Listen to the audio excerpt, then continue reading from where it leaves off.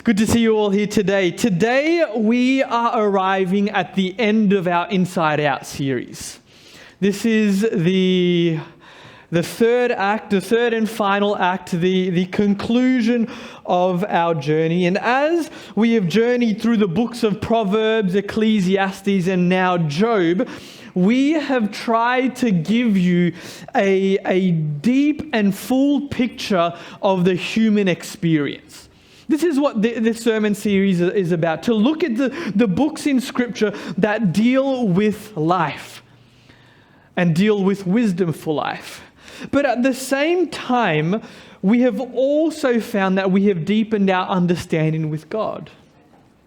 Because as you look through the biblical understanding of wisdom, you can't have wisdom without a relationship with God.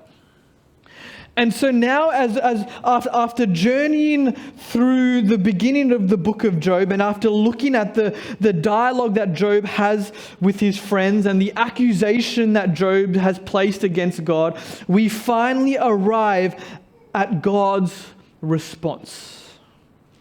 The book of Job has taken us through this lengthy journey, deepening our understanding of God and asking the question, when life falls apart, when things go wrong, when we suffer, can we still trust in God? And so now it's God's turn to speak. And when God speaks, he begins in a big way. I invite you to turn with me to Job chapter 38, and we'll start off by reading verses 1 to 3. We're going to be jumping a little bit ahead of some passages, so I'll have it all up on the screen so you can follow. It says this: Then the Lord spoke out to Job out of the storm. He said, "Who is this that obscures my plans with words without knowledge? Brace yourself like a man. I will question you, and you shall answer me." So this is how the speech of God begins, and God enters the scene in very dramatic fashion. He speaks to Job out of this storm, out of this whirlwind, and considering what Job has been through, this seems like a bit of a heavy-handed approach. Why does God approach Job the way he does? You know, Job has just been through this absolute pits of an experience. He has suffered. He has gone through it. He has lost everything important to him, everything that would have set him up in life. And God's response is to approach him in a storm? What is God trying to do here? It seems unnecessary. It seems a little bit strange. But what this is doing is it sets the stage for the way God is going to respond. God shows up in all his glory, in all his power. He is about to give Job a new perspective.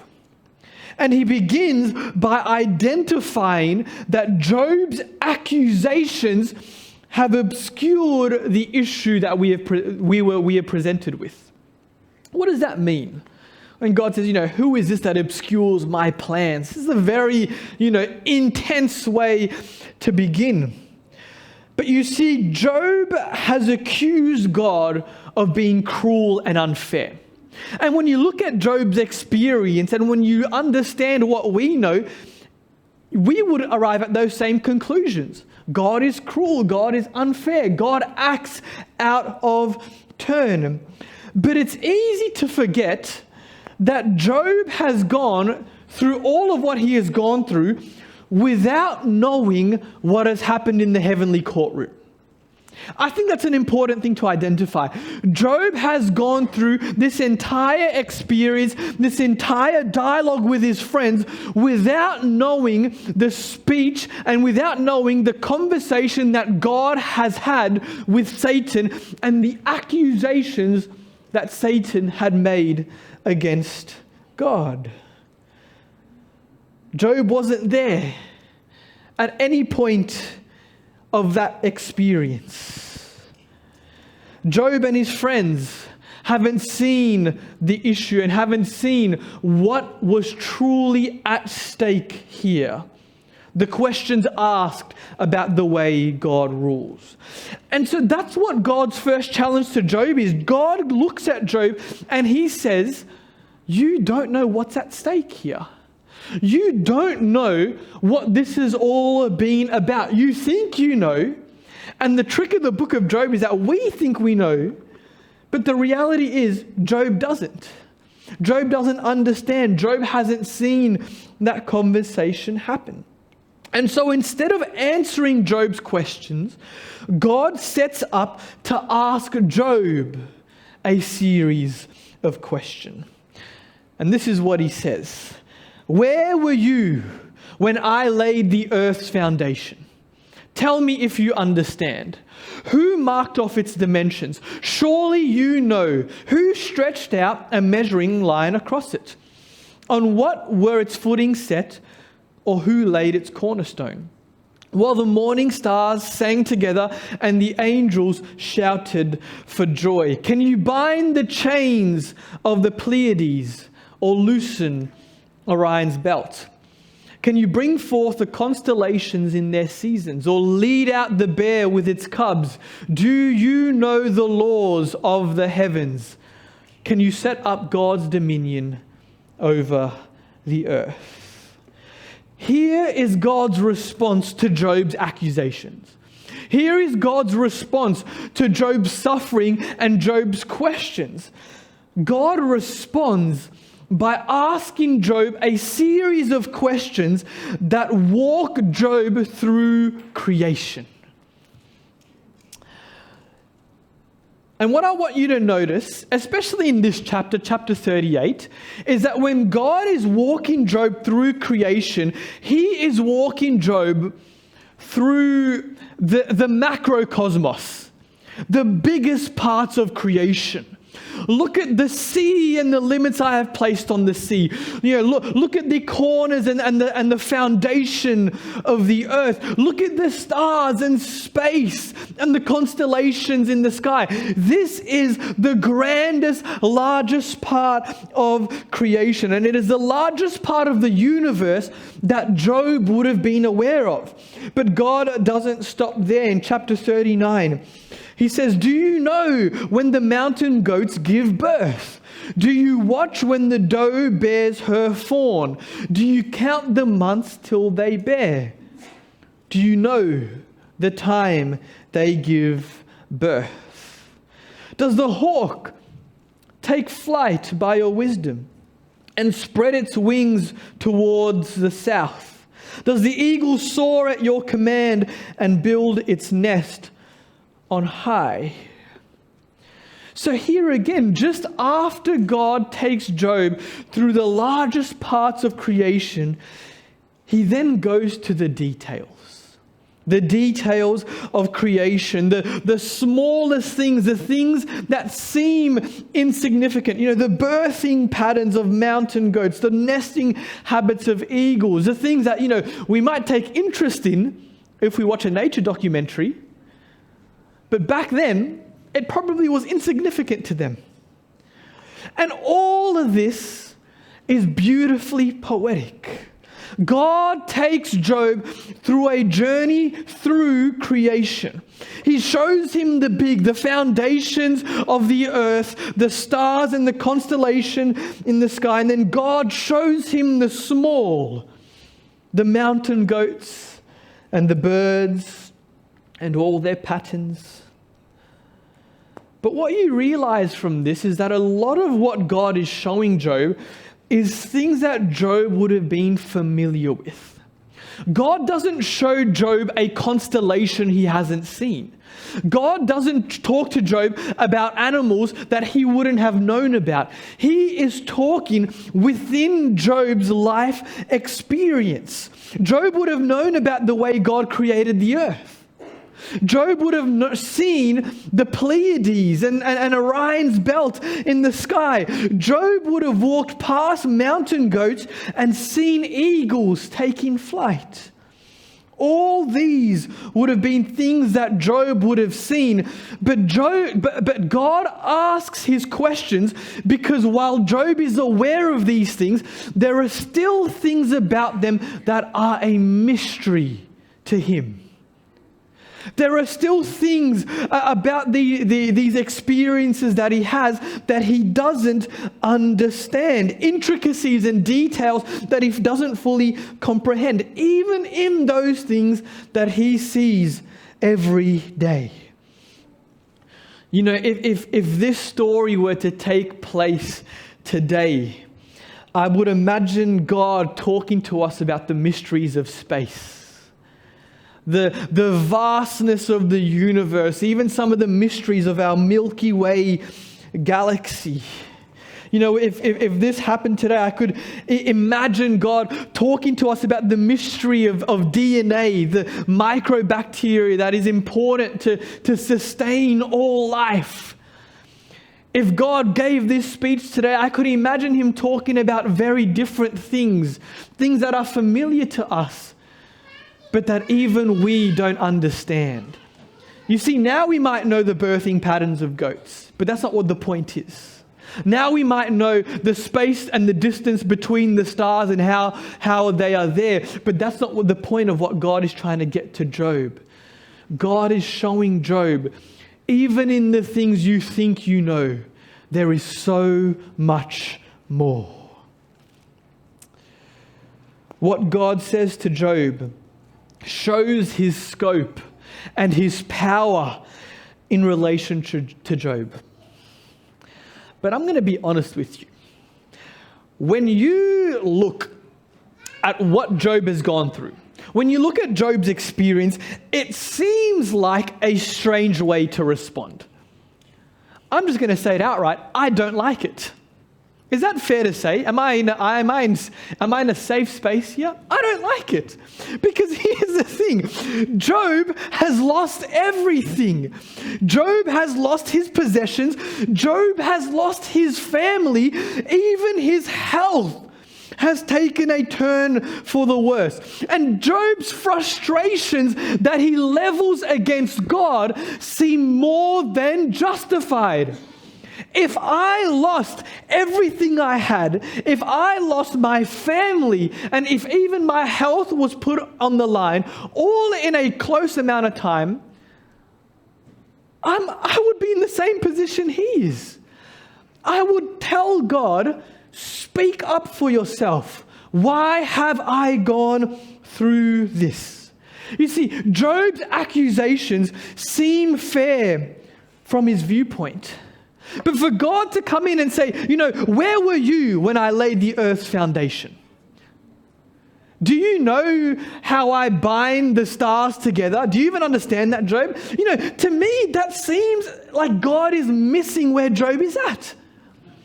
I struggle with this so much because if someone came to me in the midst of my suffering, in the midst of my struggle, and they said to me, Rahel, you don't really understand anything, I'd be like, get out of here.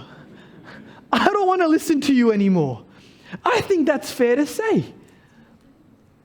That is my wrestle that I have with this text. What God is saying from a human perspective seems confusing until you realize what God is trying to do. You see, we often want explanations for Job's suffering in the same way we want explanations for our own suffering. We want explanations to every detail of everything that happens to us in this world. And it's the same thing for Job. Why does Job go through what he goes through? But the thing is, the majority of the book already tries to do that. The majority of the book is Job's friends trying to explain why he is suffering. That's what we read about. Explanations as to why Job has gone through what he goes through. And so when God shows up on the scene, we are expecting an explanation. We are expecting direct answers to the questions and the accusations that God has made. But instead of dealing with Job's suffering God takes him through a tour of the universe. God walks him through creation. Why? Because he is trying to change Job's perspective. Job accuses God of being cruel, unfair, and even corrupt. And from Job's vantage point, that makes sense. Job's accusations make sense. Job accuses God. He says, God, you have no reason. You are unfair in what you have done. And the reason Job does that is because Job is looking at God through the lens of his suffering. Job is seeing God through the vision of what he has just gone through. Job is looking at God from the perspective of his ash heap. And God says to him, let me bring you higher. Let me bring you a new perspective.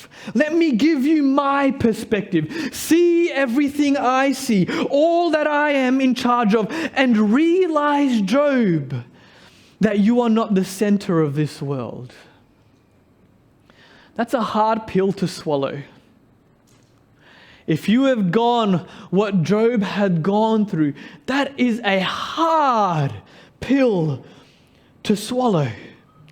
You see, when we look at God through the lens of our pain and our suffering, we can often accuse God of the same thing that Job does. That God is unfair, that God is cruel, that God is corrupt, because our pain is so central to us. It is our experience, it is our pain, it is what we are feeling in that moment. And we can't understand why the God of love, the God of mercy, the God of fairness that we have learned about, we can't understand why he allowed this to happen. And so we accuse him of being unjust, of being cruel. Our experience can often color the image we have of God. It can distort the way we see him. And so for God, the problem doesn't lie with our pain. The problem doesn't lie within our suffering. Our suffering is evidence of a greater problem, yes, but that's not the problem at hand here. The problem doesn't even lie with our accusations. It lies with our perspective. It lies with our vantage point. Because ultimately what these chapters show us is that God has his eye on every part of the universe. This is what I need you to understand. It's an uncomfortable text because it seems like it doesn't make sense when you're dealing with Job's suffering. But when you look at it from the perspective that it brings, it all puts it together. You see, God takes Job through a tour of the universe, through a tour of the great, through a tour of the small, through a tour of the details, because he wants to show Job that he is intimately involved in everything. God is intimately involved and present with some of the biggest things that happen in this world and with the smallest. God works and understands the way every large thing works. And God understands the way that every little thing works. In fact, there are things we can't even comprehend that God is intimately aware of. There are parts of this earth that haven't been discovered by us that he is interested in. There are planets and stars that we haven't seen, but God knows about. You know, I was listening to a podcast and it was looking at God's perspective, and it told me this was so beautiful to me. But there is a sunrise happening on a planet that we will never see, that we will never know, that we will never find. But God is experiencing it. There is a beautiful star emitting heat, going through something that we might never find, but God is experiencing it. There is a part of our earth that is being watered and is being rained and is being looked after, that we will never farm, that we will never lay foot on. But God sees it. You see, for God, there is more to this world than just a human story. Isn't that something to hear? While the story of salvation and redemption is an important part of the story of the universe, we need to understand that it's not the only story being told. God is concerned with justice. God is concerned with redemption, yes. But He also takes part in beauty. He also takes part in life. He also takes part in joy. And we might not be at the center of that experience, but it doesn't mean it doesn't happen. God is intimately aware of every part of the universe, and He accounts for all of it when He makes His decisions. Why? Because He cares for every detail within our universe. And so Job is left in awe. Chapter 40, verses 3-5. Then Job answered the Lord, I am unworthy. How can I reply to you? I put my hand over my mouth. I spoke once, but I have no answer. Twice, but I will say no more. Job's perspective has changed, but he hasn't yet taken back his accusations. And so God continues. And as God continues, he lays this challenge against Job. He challenges Job, you judge every evil action in this world and you'll see what happens. You can't. He issues that challenge to Job. And as he issues that challenge to Job, he then points to two creatures in creation. And this is found in Job chapter 40 from verse 15. Look at Behemoth. Look at Behemoth, which I made along with you and which feeds on grass like an ox. A raging river does not alarm it. It is secure, though the Jordan should surge against its mouth. Can anyone capture it by the eyes or trap it and pierce its nose? Here God introduces us to Behemoth. And Behemoth is this giant creature with strength like we've never seen before. It's got a tail like a giant cedar tree. It's got limbs like iron. It is magnificent. But straight after this, God walks Job through the description of another creature in chapter 41. Can you pull in Leviathan with a fishhook or tie down its tongue with rope? If you lay a hand on it, you will remember the struggle and never do it again. Any hope of subduing it is false. The mere sight of it is overpowering. No one is fierce enough to rouse it. Who then is able to stand against me? Who has a claim against me that I must pay? Everything under heaven belongs to me. Here is the second part of God's response, and it is a description of these two creatures. Now, the fun thing about this part of Job is that, this part is the most famous part of God's response. When people often talk about, the animals and the creatures in the Bible, and they want to talk about Behemoth and Leviathan, we often come to this part of the book of Job. And a lot of people get excited about these creatures. Who are they? Are these creatures we know and we already see in our world, or are they something else?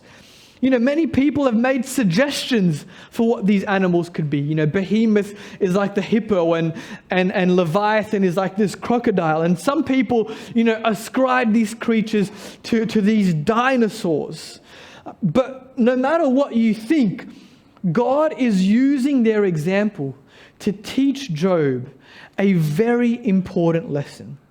You see, Behemoth is described as this strong, incredibly powerful creature. And for Job, up to this point in his history, humanity has had a history of taming strong, powerful creatures. The biggest animals that Job would have been aware of would have been the buffalo, the ox, the camel, and the horse. These were the biggest creatures within the Middle East or within that sort of area that Job would have been aware of. And all of them, in some way, were domesticated. All of them served humanity with some purpose. But here was one creature, one giant, one creature of power that humans couldn't even tame. And it is a part of God's creation. And then we get to Leviathan, this powerful, fire-breathing creature that no one could even hope to capture. But God seems to take, some level of pride in this creature because it is still part of his creation. And it still shows the power that he has. You see, as God describes Leviathan to Job, he also describes some of the damage it can cause. If you mess with Leviathan, you're going to remember it and you're not going to do it again. This creature, this dragon, it seems like a little bit of a dragon, but this creature is wild, untamed, and dangerous to us. Yet it is still inferior to God. And so God's response tells Job, there are things that even you can't domesticate. There are things that even you can't control. But it doesn't mean that I'm not in control. And there are things in this world that are evil. There are things in this world that can harm you. But it does not mean that I have failed. I am still God. We live in a wild and dangerous world where bad things can happen, but it doesn't mean that God is unfair and unjust. And that's the thing that can be so difficult to understand, that Job was right in his frustrations. Job was even right in the way he expressed his frustrations. But it doesn't mean that God was guilty. It doesn't mean that God is wrong. And that's what God is trying to show Job here. I need you to understand, and with the way that God reveals himself to Job, it can very much seem like God is belittling Job's experience. But that is not the case. You see, when at the end of the story, God doesn't criticize Job, he criticizes Job's friends. And he asks Job, the one who accused God, the one who vented his frustrations, to actually be the one who atones for his friends' lives. Job hadn't said anything wrong. We can suffer. We can go through difficult experiences. But God can still be good. Two things can be true at once. And it doesn't mean that we have no right to be frustrated. It doesn't mean that we have no right to be angry. But sometimes God is going to give us perspective. Sometimes God is going to put us in our place. And that's not always a bad thing. And so God's response is ended. God has presented his defense to Job's accusations, and so Job responds back. Then Job replied to the Lord, I know that you can do all things. No purpose of yours can be thwarted. You asked, who is this that obscures my plans without knowledge? Surely I spoke of things I did not understand, things too wonderful for me to know. You said, listen and I will speak. I will question you and you shall answer me. My ears had heard of you, but now my eyes have seen you. Therefore, I despise myself and I repent in dust and ashes. What a response. You know, the word, therefore I despise myself, is one of the Hebrew words that we don't know how to translate. Some people say, I retract, or I am filled with regret. We don't know, but there is something in what Job has seen that compels him to repent. Can I be honest with you one more time? From my point of view, from a surface level, this whole journey and this whole ending seems like the most unsatisfying ending we could ever achieve. To see what Job has gone through, to delve into Job's suffering with him, and to witness God respond the way he does, it's unsatisfying. From a surface point of view, and I'm happy to say from my point of view, this is unsatisfying. This hasn't told me why Job has suffered. This hasn't explained to me why I go through what I go through. This doesn't tell us why we suffer as people. Look at the cosmos. Look at the animals. Look at Leviathan and Behemoth. Okay, so what? He says more than that to Job. God's response is more, but that's what it seems like. And often when people commentate on the book of Job, this is their critique of it. That at the end of the day, this was all for nothing. But Job's response tells us that that's not the case. Job's response actually begs us to take what God says seriously, because there's something in what God has said that has caused Job to humble himself. There is something in what God has said that has caused Job to accept his suffering. Hey, Job, God hasn't stopped what Job has gone through. God hasn't taken away the pain and the suffering that Job has experienced, and yet Job still comes to a point of view where he says, I repent. I am surrendered to you. You see, for Job, God's response is more than enough, because Job has just had his perspective changed. My ears have heard of you. I thought I knew you, but now I see you. I see from your point of view. And for Job, that ultimately means that he can still trust in God. The wisdom literature has taken us through many aspects of life. The order established by Proverbs, the disorder that we see in Ecclesiastes, and the questions that are asked by Job. And it's easy to journey through these books and find them messy and see that they contradict each other. But when you arrive at the book of Job, and when you arrive at the end of the book of Job, you realize the picture that all these books are trying to paint. Because Job shows us that yes, Proverbs is true. There is order in this world. Things happen that are good, and it is rewarded with good, and things happen that are bad, and people suffer because of the bad in this world. But it also shows us that Ecclesiastes can also be true. Things can go wrong. Life can lead to suffering. But then Job enters the picture. and shows that even with our pain, even with our suffering, there is still room to trust in God.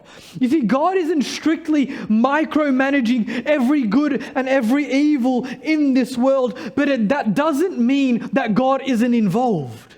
That doesn't mean that God isn't present. Instead, what Job shows us is that God indeed rules the universe, but He rules it with wisdom. He sees all. He takes everything into account, and He makes His decision.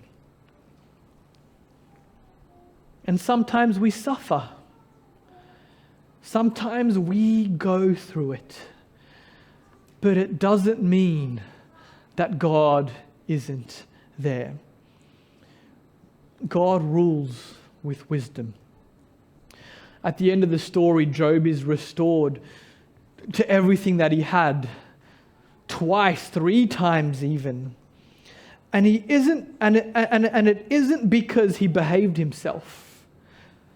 It was because God, in His wisdom, decided that that was the best thing to do. God might not do that here on this earth for us.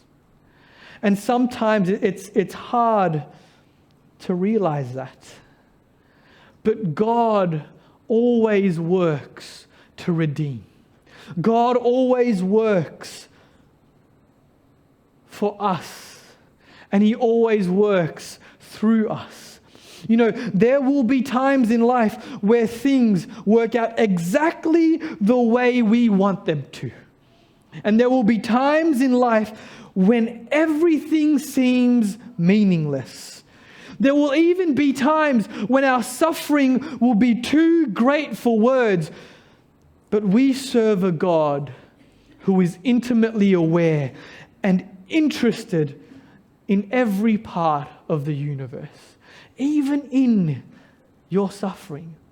There is a God who has His eye on every single detail, every single working, from the largest part of this world to the smallest details of creation, and yet He still chooses to sit with us in our ashes. God is intimately involved with every part of the universe, and yes, that means that He is intimately involved in you too. Even when you can't see it, even when you can't feel it, God is involved in your life, and God cares enough about you to give you wisdom. That's what wisdom is about. It's not about knowing everything. It's not about being the smartest person in the room. Our journey to wisdom begins with our trust in God. And so as we leave our series, our call to you is not to be smarter, is not to be better, but when you journey through life, through the best parts, through the worst parts, bring God into that journey. Trust that He has you. Trust that He has you in every part of the way. Because our journey to wisdom begins with our trust in God. And when we trust, when we believe, when we are fully sold to that picture, we find that we are following a God who loves us inside and out.